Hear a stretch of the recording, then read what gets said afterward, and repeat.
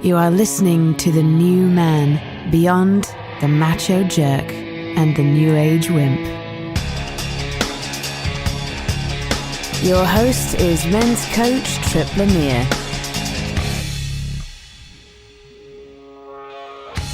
How much are you letting your fears determine your life path? Are you making excuses instead of taking the next big step? And are you allowing your past to rob you of your power to create the future? Author, speaker, and entrepreneur Kamal Ravikant is back to discuss his latest book, Rebirth. It's a great story with a ton of practical lessons laid out over a 550-mile-long hike through Spain called the Camino de Santiago. Welcome to The New Man. Today we're talking with Kamal Ravikant. He wrote one of my favorite books called Love Yourself Like Your Life Depends on It. He's a speaker, serial tech entrepreneur, and he's the managing partner of Evolve VC, which is a Silicon Valley venture fund. He's also got a new book called Rebirth, A Fable of Love, Forgiveness, and Following Your Heart. Good to have you back, my man. Great to be back, man. Yeah. Great to be back. It's been a while. It's been a while. It's good to have you. Been a couple of years. Well, that's what I'm curious because, we had a few conversations. And I know that you've been you go through the process when you write your books. And I know they're deeply personal, deeply intense. And then you come out with Rebirth. It's a departure. It's different than your previous books, which are more kind of about your life. How much of you is in this book? How much of this is autobiographical? Interesting enough, I'd say I took an experience that happened in my life when I was in my late 20s. And so that part is autobiographical. I did walk the Camino de Santiago after my dad died. So I took that as a foundation, and then I used that to create the story to actually share a lot of the lessons that I've learned in my life, like the key lessons, right? Yeah. But tell it through a story. Yeah. So this is probably the most deeply personal book I've written, honestly. So even though it's kind of fiction, it's still just got so much packed into it, which is from your life. Yeah, and not just from my life, but like things that I truly have believe and try to live. But every character when you're writing is an extension of you. Yeah. It's just like fun to do that. They come out with different extensions of you, so you can give them personalities and have them go do their own thing. Yeah. But yeah, this is by far the most personal book I've ever written. But I think also the most, in some ways, also incredibly practical.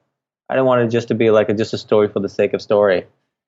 More practical, meaning like here's a ton of knowledge, here's a ton of wisdom, here's a ton of lessons, and you can go use it. That what you mean?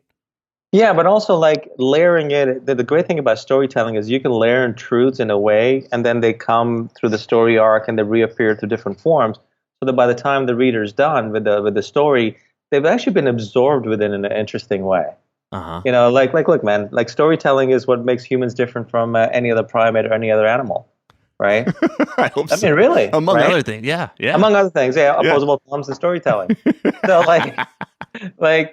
so there's something really special to the art of being able to pass along wisdom, one's life wisdom in a story, rather than here, lesson 1, lesson 2, bullet points, lesson 3. Right. And I think it gets absorbed better and gets passed along better. I think so. I think you're absolutely right. I mean, I know that I like to tell stories, when I'm like, hey, here's what happened with me and a client, and he was here, and now with this happened, and then now he's there. It's just so much easier. I think it accesses a different part of our brain. We've got so much time evolving, sitting around campfires telling stories that our brain is more tuned to that. It's more tuned to learn that way, I think, than like, here's the idea, here's the next idea, here's the next idea, so to speak.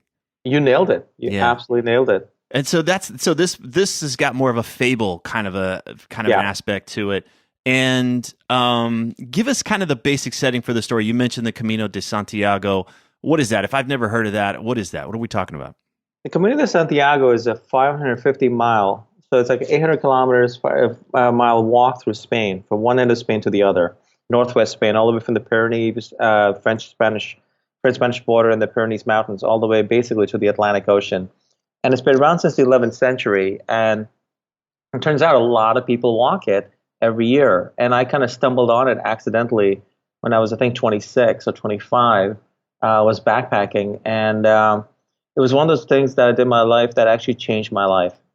Because I'm not religious, and most of the people I met along the way weren't religious.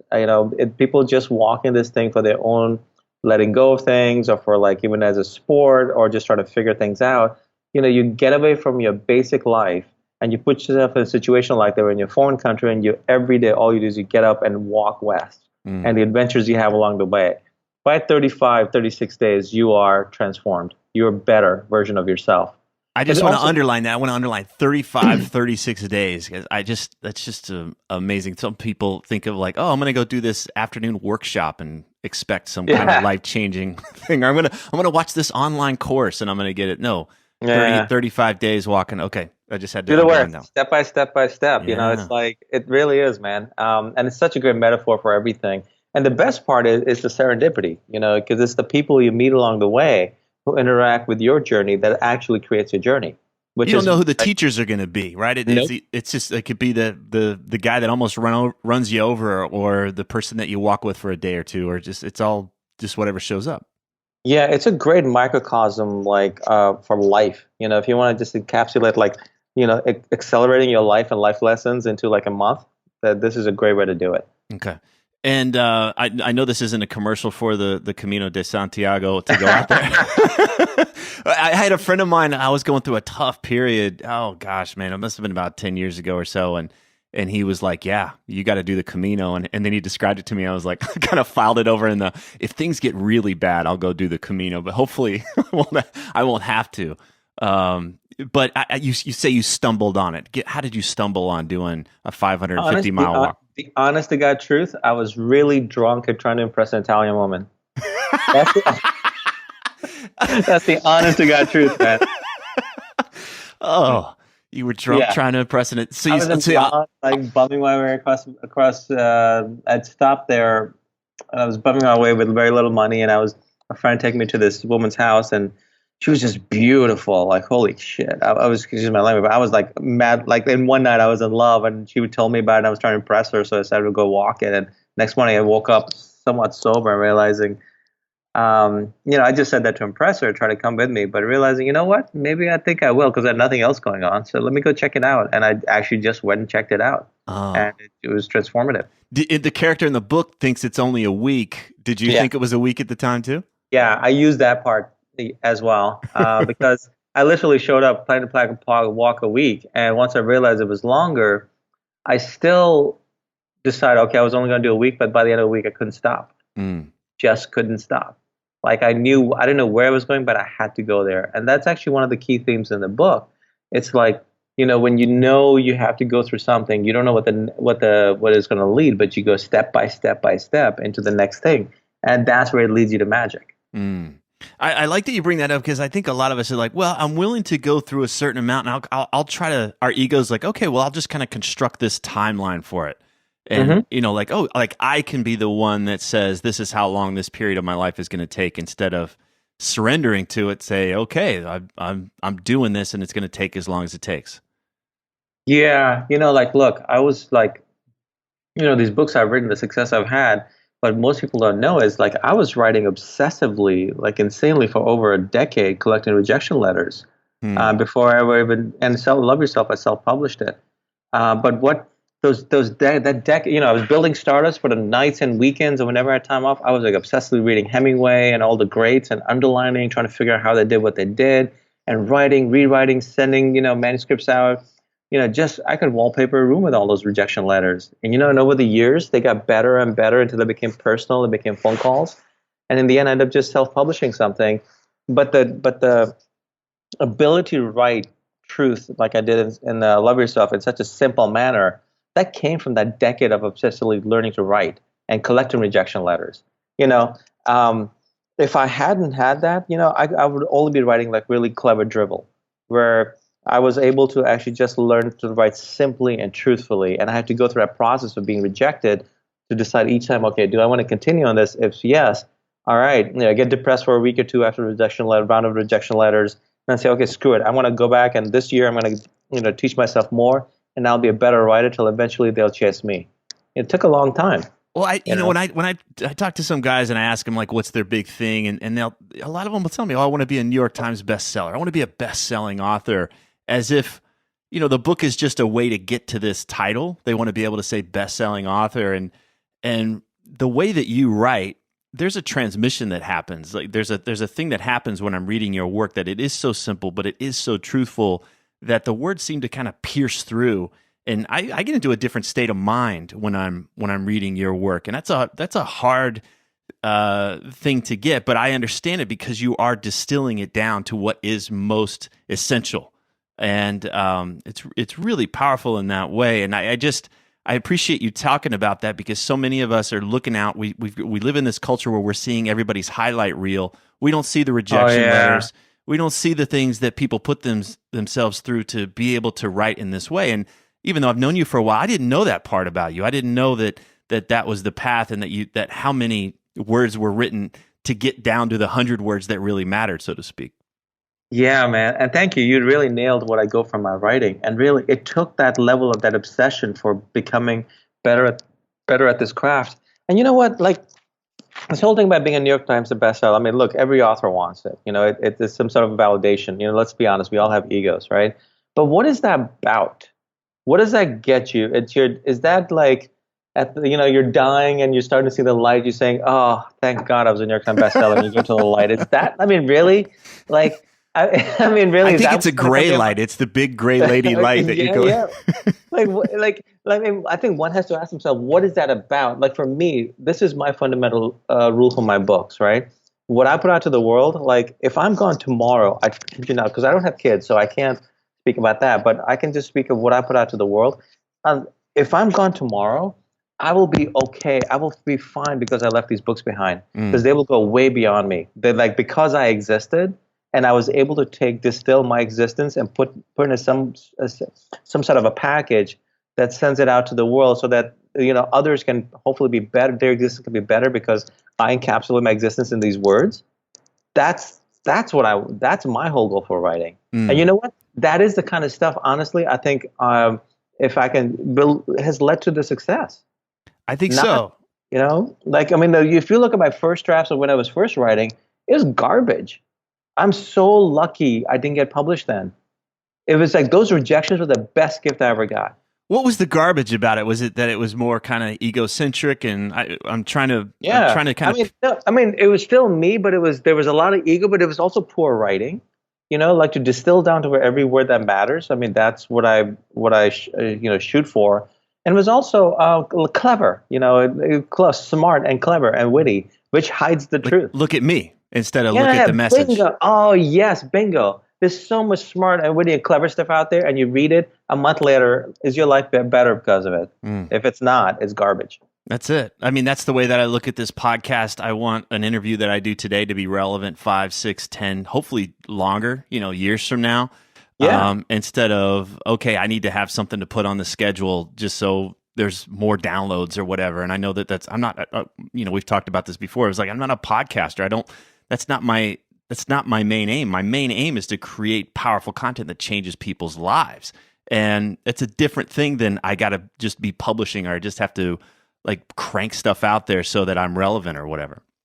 And really, like if we do these things that are really full on an expression of ourselves, of our talents and our passions, because this talent only gets you to point A. To get to point Z, it requires craft. It requires work. It's like the Camino. You got to walk step by step, west every day. There is no shortcut. But if you do that, that results in two things. Not only does it result in, I think, success long term, because you can't put out, quality stuff consistently over the course of your life. You haven't done that. But the second is also the fulfillment that comes from, I worked on it. I went through all this. I did this. And who you become in the process of actually doing the work is the best gift you can have, because ultimately we're all we got. They're stuck in our heads, right? And so like if you walk around knowing you're capable of doing this, of like putting out to the world in a way what really matters, I mean, my God, it's the best gift I've ever given myself. Yeah. I wish I could go back to my like young teenage self and dude, start now. You'll be so amazing by the time you hit your 20s, Well, I think that's it. It's like, what are you going to do where you enjoy the process instead of just get fixated on an outcome? And the guys that I talk to that are lost, I mean, they feel really lost, and they've invested so much in a certain path because they're seeking this certain outcome. They're lost because they don't like the process, and they're having to they're having to like anesthetize themselves in order to continue to go through the process because they don't enjoy the process. But they're so married to this outcome, and they've told themselves, if I don't have this outcome, then I'm a failure. They've attached themselves to this outcome. Those guys are lost, and it's sad. But coming back to the process, even though there might be rejection letters, there's something that is beautiful about really developing a craft and getting good at something. And the thing that I'm getting from this is like, this is how you express yourself. Like, you're going to be gone, I'm going to be gone, but there's going to be artifacts, there's going to be things that are still around. Who knows if they'll impact others, but there is a satisfaction in that. I did this work. It matters. Yeah, I mean, that's all we got. Like, that's all we got. And honestly, I'll be fully honest, man. Getting those rejection letters sucked. There was nothing good about it at the time, right? Because you put so much into the work, you send it out. But then what it made me do was reach into myself and say, okay, I'm going to be a better writer. I'm going to go back and like learn to write better until eventually they're going to chase me. I just had that in me. Yeah. But I think we all have that. But as for what really matters, for some reason, for me, it was storytelling. Mm-hmm. Maybe because when I was a kid, like books is what like I used to escape to. Like books were my escape. So like maybe because of that, storytelling is so important to me. Everyone's got their own thing.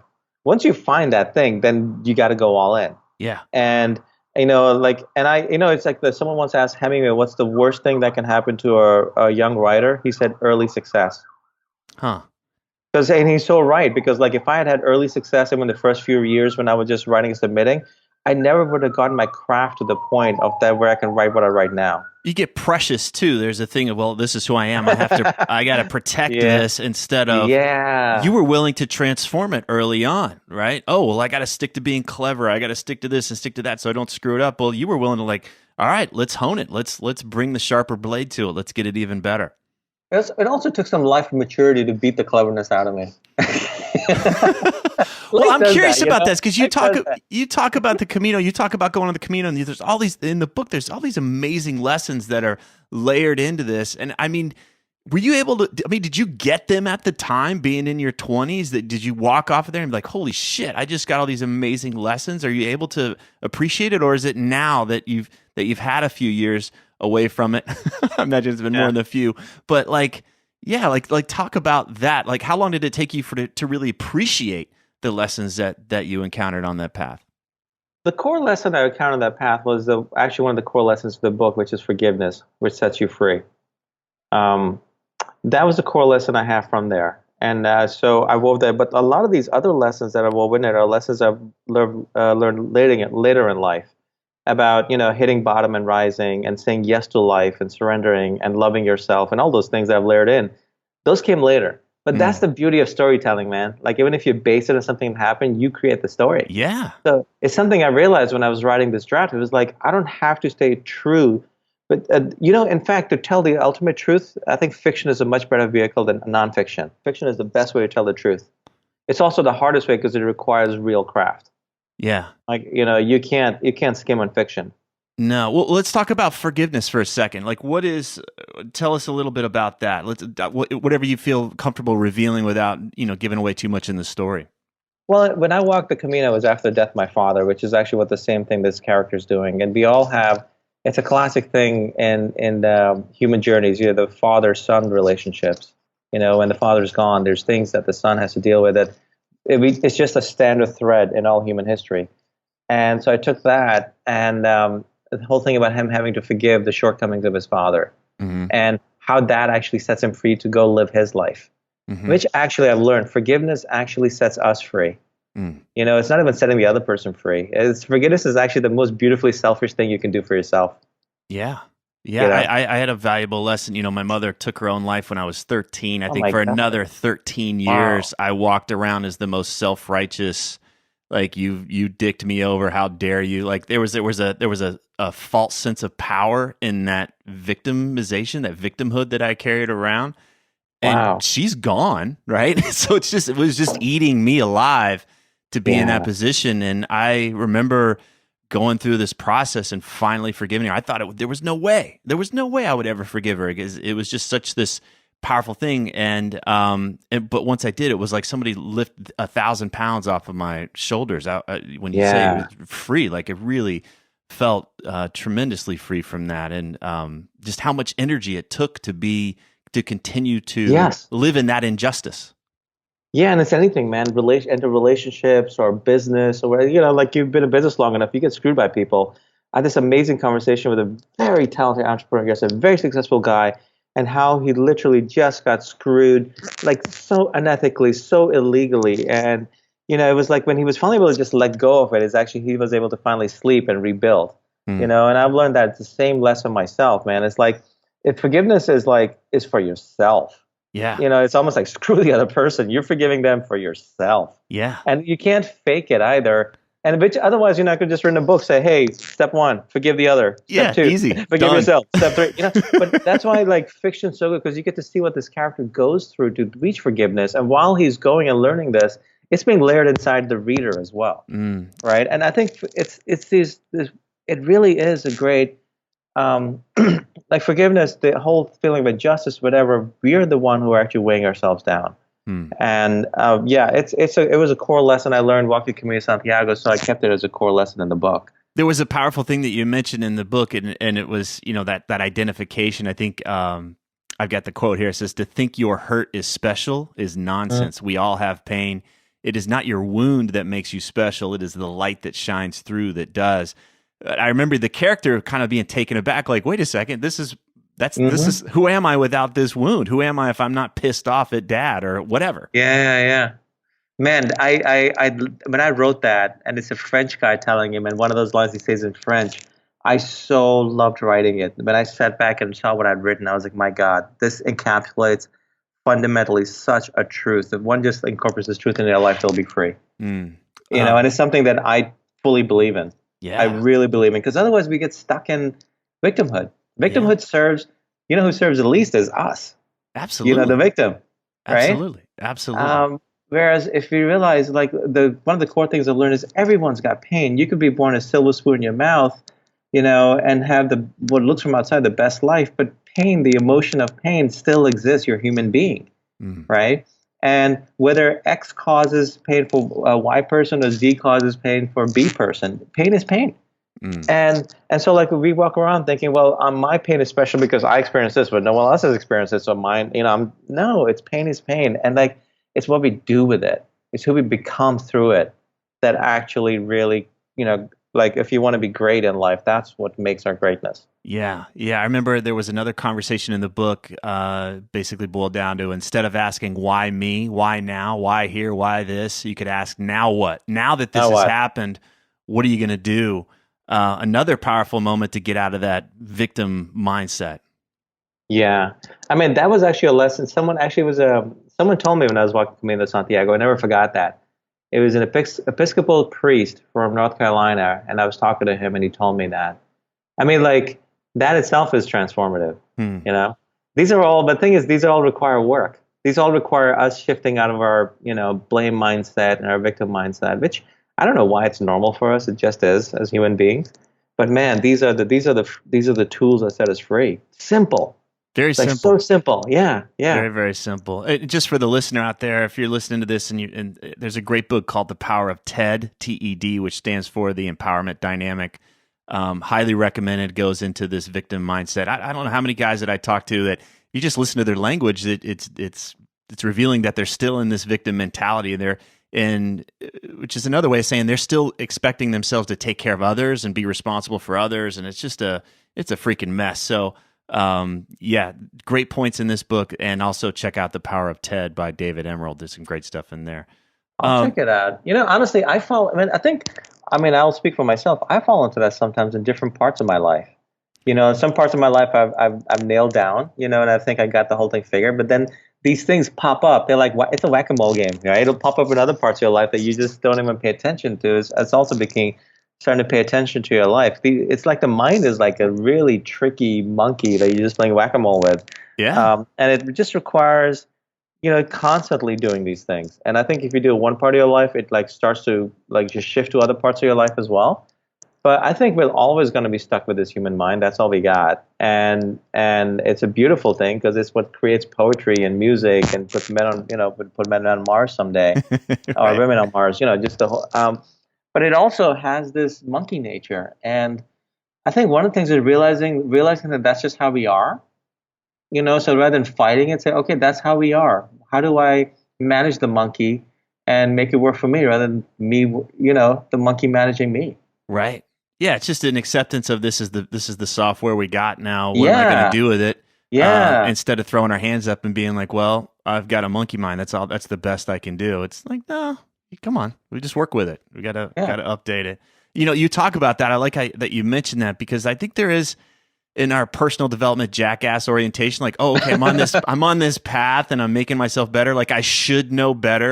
There's this pressure. Like I already read this book, therefore I should kind of have this stuff figured out. And I like that you mentioned, like, no, evolution's messy, man. And there are guys that I talk to that they run their companies really powerfully and they know how to lead and they know how to delegate and give responsibility. And then when we talk about their relationships, they still treat their wives as if they're their mother or like somehow their wives are maybe not their mother, but they're like a princess to be taken care of and protected instead of a peer, a colleague in that way. And yeah, it's just powerful. Like I'm like, well, how would you treat if this was, on this level? And they're like, oh my gosh, I never thought about that. I'm still doing this thing where I'm treating this person like they're a 7-year-old girl, and or they're my mother instead of a person who can create and make choices for themselves. It's we have those wake up moments there for sure. Yeah. I mean, it's part of being human, right? Yeah. I think the nature of being human is making mistakes. It really is. Well, yeah, and being willing to talk about it, right? Like being willing to talk about it like this instead of put it on it's always about the social media highlight reel. Oh, good God, man. That whole thing, I have a big beef with actually a lot of people in self-help. It's just like a lot of modern stuff you see, man. It's like, this is a facade. I'm glad you bring that up because I don't know how many I get notes from publicists every day. You got to have this guy, you got to have that guy getting letters and this, and I'm just uninterested. I want the grit. Like show me the real person. Show me the guy that didn't get it right. Because that's the guy my listener is going to be able to relate to. That's the guy I can relate to. And also, he's honest.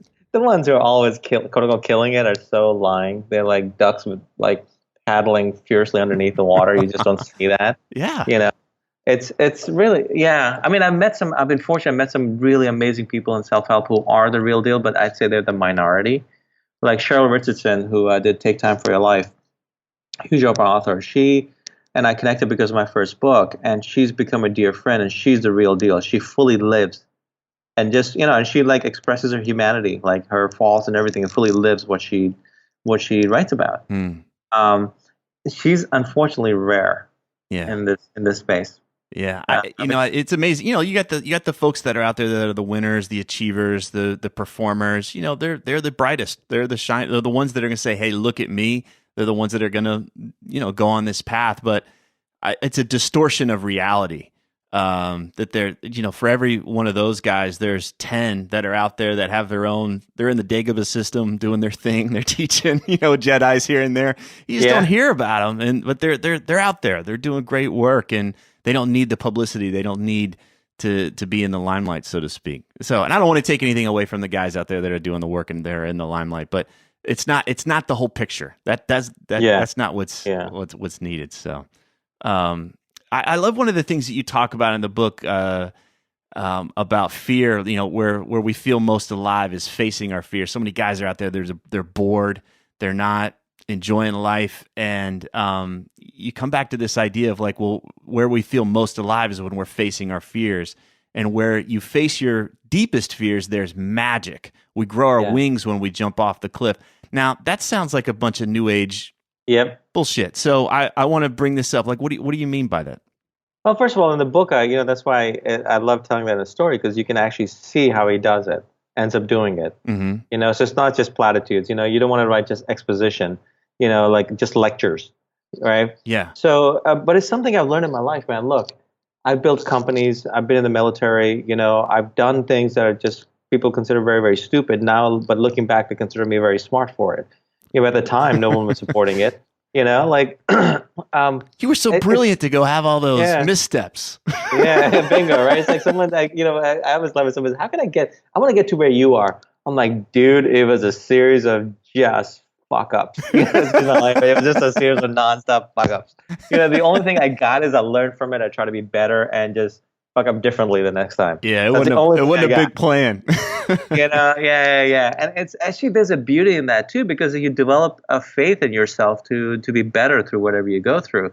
Like, so the stuff I was talking about, like, for example, when I was first, the dot-com boom was happening, and I was in Rochester, New York, living a safe life, but like there was something special happening out there, and I was thinking about going there, but I was scared because it was like a completely different from what I was doing. And I remember I was at Gold's Gym working out with this guy named Larry Rappaport. We used to work out together, and I still remember that night. We were in the basement of the Gold's Gym. I think only him and I, and we were like spotting each other. I was telling him about, I'm thinking about moving out there, but I'm kind of scared because it's completely different. What if I, go there, I can't get a job, I failed, blah, blah, all the usual BS stuff. And but at the time I really meant it. And he said, look at me, he goes, Kamal, I got one thing to say to you. I'm like, what, man? He goes, leap and the net will appear. And I was like, oh, Jesus. And I actually, that week, I got rid of everything. I got a one-way ticket, and within a month I was gone, and I went there, and it was not easy, but then I started working. It changed my life. It was the best career decision I ever made. But the key is, and what I learned there is, and which I talk about in the book, is like, we always like look for because I had nothing set there. I had no jobs there lined up there. You had to because the internet, people are building the internet then. It's like you couldn't get a job from upstate New York to go there. I didn't have any relevant experience, whatever. You just have to leap and go figure it out, and that's the net. I think that's the part I want to drill into, is that there was a grit part there. There was a part where you had to roll up your sleeves and do the work. Yeah. It wasn't, the wings appeared, but they appear in the sense of like you drilling in and doing the work, right? The opportunity's there, and you got to drill in. It's not like, oh my God, I showed up and then I was suddenly a multimillionaire. And I think that's what people see or imagine in their heads when the wings appear, that suddenly they're safe and they don't have to do the work or whatever. So I think there's another part to this that I want to add in. It's so easy to just kind of gloss over. You're so right. That's like, it's like what we describe, what's a startup like? It's like, jumping off a cliff and then building yourself a plane on the way down. Yeah. The way down. Entrepreneurship is a great way to actually leap off cliffs, right? You got to make it work, and you're going to be every day. You're going to be challenged in ways that you haven't been challenged before. Yeah, for this. I was having a conversation with a client the other day. He's made some big life changes recently. Has a family, and he, these were serious choices that he made to put himself in this scenario, and he was kind of like, what happened? I thought the wings were supposed to show up, but he had it in this thing of like, there was something out there, right? Spirit's going to come along and take care of me. The Spirit's going to catch me, right? The net's going to catch me. And I was like, no, Spirit's going to show up, but it's going to show up as you doing the work now. Yeah. Right? It's not going to be some external thing where you win the lottery or somebody sees you walking down the street and says, you're the perfect guy for my whatever thing. He was wanting it to be external, and I said, no, I want you to see you as that. Like, it's going to come through you and as you and express as you in this. And that's where, be open to that possibility. No, you're right. That's what creates the opportunity. Yeah. Is opportunity is not just being there. Opportunity is actually being there and being valued, creating value. You create enough value, opportunity comes. Yeah. I want to get it out of this kind of fantasy Disney kind of a thing. There are magical things that happen when you put yourself out there. Bingo. And you put yourself there. Like, it's not going to happen. Nobody from Silicon Valley was going to go find you in Rochester. You had to go there and get in there. Go there and like to get rejected by a lot of companies, and then just but keep pushing, and then all of a sudden I ended up being part of a company that became quite successful. Right. But I had to be there. I had to be there. I had to be working, knocking the doors. Yeah. You don't catch the wave unless you paddle out. Yeah, and you might get thumped pretty good paddling out. And you do, man. And it's okay. Like life is not we could just sleep our way through life in a coma if we want. But life is it's part of life is thumps. Yeah. Well, I think it helps. One of the things I appreciate about the book, if we come back to the book, was there is this awareness of death throughout. Right. There's the story of the death of the main character's father, the working through that. There's quite a bit of stories around the relationship with death, but it's also a gift to help us see the value of our life and how we want to choose to live it. Can you talk a little bit about that? How what the role of death in the book? Well, yeah, ultimately death, and in fact, I mean, it's also like you talk about, hitting bottom and rising, because without death, you can't have rebirth. Mm. I mean, look, the book is called Rebirth. You cannot skip death. And the way I approach death in the book is not like some depressing, terrible thing. It's a part of life, but it also is a part of life that he learns lessons from. Including someone he meets along the way, like one woman facing cancer and how it actually gave her life. And she teaches something very important that he starts to apply throughout the rest of the journey that transforms his life, right? Including like a woman who tells him about the near-death experience she had and what she learned from there and so forth. I think, if our evolution is a journey, rebirth, when we become that phoenix, that best part of us, that does not come without actually going to the bottom. That's when the phoenix rises from the bottom. The phoenix doesn't. You look at any image, it's rising from the bottom. So that's what the whole thing about death is, and the metaphor of death is. And death is death of a relationship, death of a business, death of this, death of whatever. Death is not. It doesn't have to be the final death. But it is an important concept that, honestly, I wish I need to meditate on more often. It's like, look, the samurai, right? Meditating on their death every day. Right. Which allow them to go become these amazing, amongst some other things, these amazing warriors. Die before they go into battle. Yeah. So you're, like if you face your mortality, I think the irony is, as if we accept our mortality at a visceral level, it makes our lives far better. Because really, like if you find out, like if you're gonna die, that you're gonna die tomorrow, what's this day gonna be like? You're definitely gonna smell that flower. You're definitely gonna, like. There's no more waiting, right? There's no more waiting for the good stuff or that magic thing to come along and discover you and save you and all that other kind of shit. Maybe I'll try a practice like that. Me, I come up with my own practice that I do and see how they work. About on meditating on my death, on a daily basis, and see how I start to live from that place. Yeah, because none of us know the time, man. My first career was in clinical research. I used to work in level 1 emergency department, ERs, so it was trauma research. I've seen maybe like over 1,000 people die in front of me. Wow. In those 4 years, and so me being me, and any of us, like I used to think a lot, like I think about it, and none of these people, because it was trauma, these are people in bad accidents that were brought in. And I used to think about, like, this guy got up this morning, or this woman let's say a guy got up this morning and shaved and put on his tie, went to work, not knowing this would be it. Like. And 2 hours ago, they were on there doing their thing, they were they were stuck in traffic complaining, and then all of a sudden a truck came out of nowhere. That's it. And it's like, but that's that was the reality of life I saw every day. Yeah. And you know what? To be able to see that, in some ways, is a gift. Because look, no one gets out of here alive. And I think, I think the most irresponsible thing we can do is think what was it the Buddha said? The trouble is you think you have time. Right. I like that. It really is. I mean, if you think about it, if you just live that, it's so irresponsible the way I live my life, or just I think as humans we live our lives as we're going to live forever. Yeah. And I say, as you get older, I was telling someone, the only difference is internally I can feel the passage of time. So that I can feel the cost of my decisions in the currency of my time. I can feel it. Right? That's a gift. That is a gift. There's a tension there. And that's the thing I want to speak to, is there's a tension that comes with that. It takes a little bit of effort to stay in that awareness. And I think that's what most guys are trying to avoid. They're trying to avoid tension. They're trying to avoid effort. They're looking for comfort.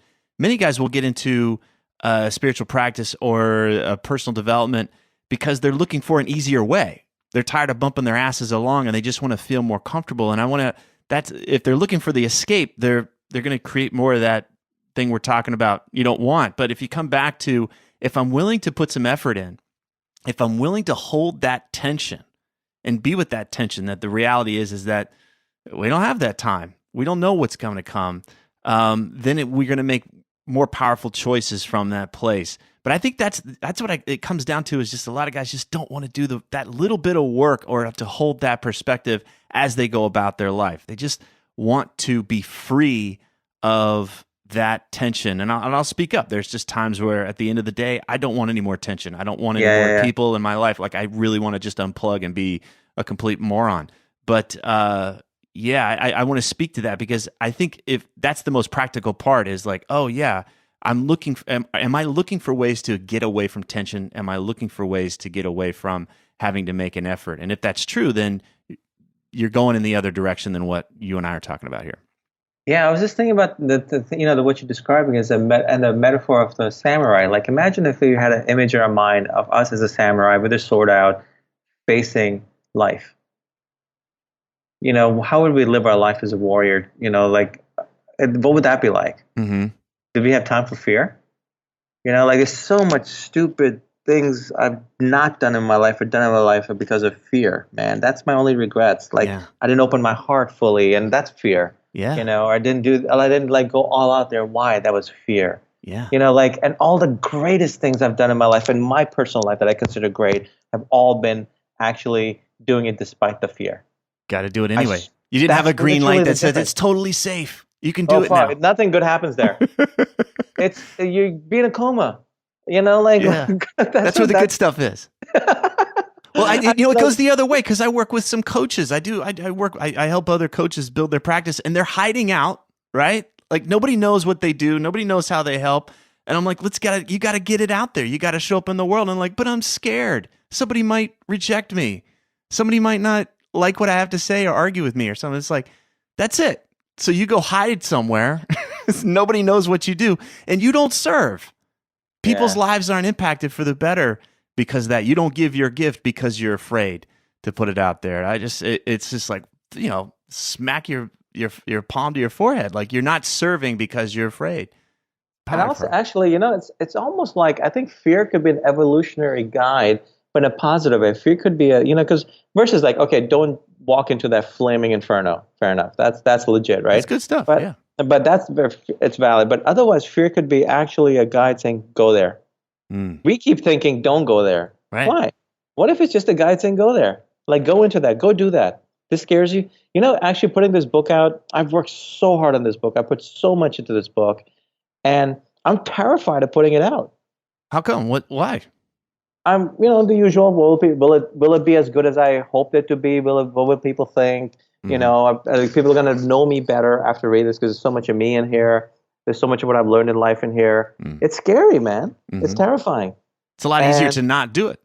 Oh God, yeah. It's a lot easier. Like, if I wanted to play it safe, I would just write business books. So easy, at least for me, right? Because I've done stuff, and I'm a good writer, that I could just do that. But look, first book, Love Yourself, right? It was not.